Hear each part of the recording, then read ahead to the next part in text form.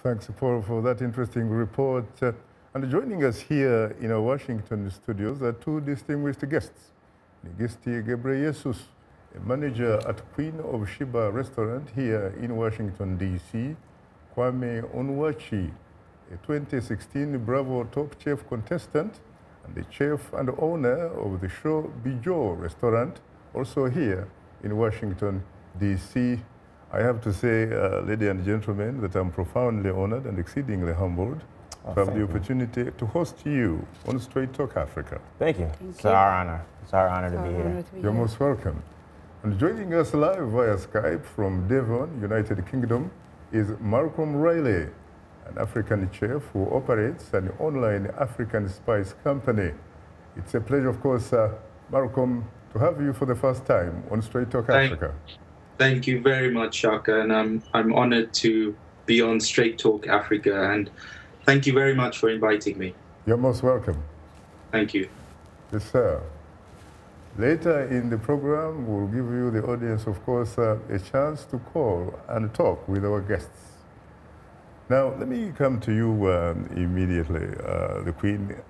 What is business like since you last appeared on the show? It's wonderful. I think since we came to Straight Talk to Africa, we have some new clients, and yeah, so it's good. It's great. Really? Mm-hmm. How different did appearing on the show really make the business good or better? Well, you know, we see new faces. We see more Africans and Americans. So I'm assuming it comes straight from your show. Mm-hmm. Very interesting. Do some of those new guests talk about having seen you on Straight Talk Africa, in fact? Yeah, I have a few people who told me they saw me, and some people came from Africa who purposely to see us, that they saw us in your show. So it was really nice. Very interesting. Yeah. Now, Kwame, you were born in Long Island, correct? Yes, I was born on Long Island in Dix Hills. And you are a native of the Bronx in New York. Bronx, New York. Yes, that's where that's the city I rep.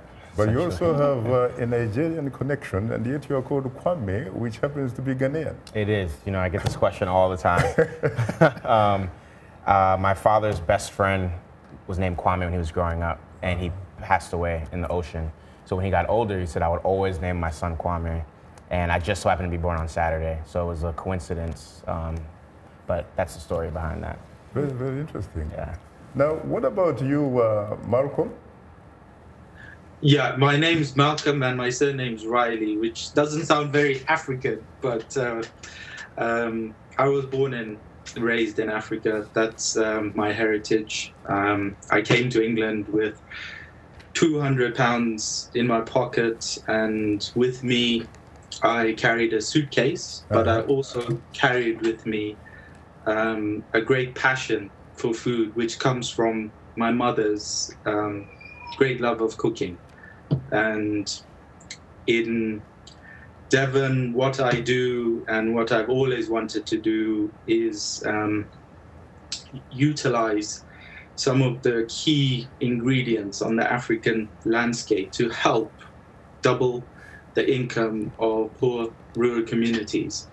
And it's been hard, long struggle, and after 10 years, we're finally starting to see some fruits of our labor. And hopefully I can talk to you a bit more as the show progresses. Now, Malcolm, it looks like you happen to be a beneficiary of what one would characterize as triple heritage. You obviously come from Africa, but talk about your connections with India and Europe. Well, my father was originally a policeman, and he went back to Zambia as he was fed up with living in England. He met my mother, who is half black and half Indian, and my mom and dad had 4 children. They are three of us. Sadly, my younger brother passed away when I was very young. And so I grew up with a very eclectic mix of both African, Indian, and English food. And the great thing is my mother actually worked in a Chinese restaurant, and she ran her own catering business. She was also a butcher for 25 years, so she's been a tremendous influence in terms of my African heritage when it comes to food. Very interesting. Let me come to you immediately, Nigisti. If you can, could you please walk us through a day in the life of the Sheba, the Queen of Sheba restaurant? Well, so our day starts at 9 a.m. and we close Monday through Thursday at 2 a.m. So it's a long day. Weekend we close at 3 a.m. So it's a long hours. We start breakfast, lunch, dinner, and we have a bar. So it's a very long hours. We have a lot of people coming, and it's a party all day long. And do you do that Monday through Sunday? My day off is on Sunday, unless I have some special event going on. So I try to rest on Sunday and go to church. But if I have to be there, I'll be there. Well, what about Kwame? Could you please walk us through a day in the life? A day in the life. Chef Kwame Onwuachi himself and the show Bijou. Is it Bijou? The Shaw Bijou. Bijou. So the Shaw, Shaw is the district that the restaurant is in, and Bijou is jewel in French. Which is My mother's name is Jewel, and I always wanted to name my first restaurant after her. So I got started cooking because of her. She's a chef as well. Does your mother happen to have some French heritage? She's Creole, so really? Creole is Black and French, out of New Orleans. Very interesting. What inspired you to get into this business? My mother inspired me. She had a catering company that she operated from the house when we were younger. So like me and my sister were her first two employees essentially. Our chores were helping her, get her mise en place or her ingredients ready for the events. Now I gather that you are a trained chef in classical French cuisine. Yes. At the Culinary Institute of America. Yes. How do you, for example, reconcile this training with African cuisine? Well, I wouldn't consider it's training with African cuisine. I would say the techniques, you can apply them to any cuisine. By learning the proper cooking techniques, you can make a lot of traditional dishes more acceptable to the masses, essentially.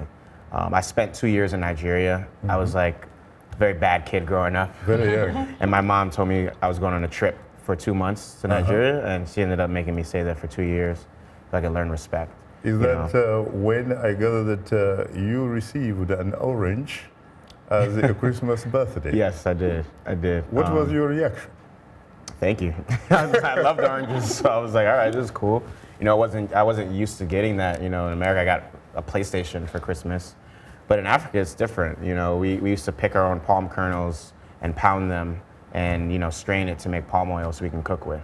So like after seeing these, these methods of cooking, you have a greater appreciation for cooking and for life itself. Especially if you're growing up in America, when you can pick something off of an aisle that's wrapped in cellophane and you have no true connection to this animal. A lot of people don't even know what these animals look like. They don't think they were ever alive.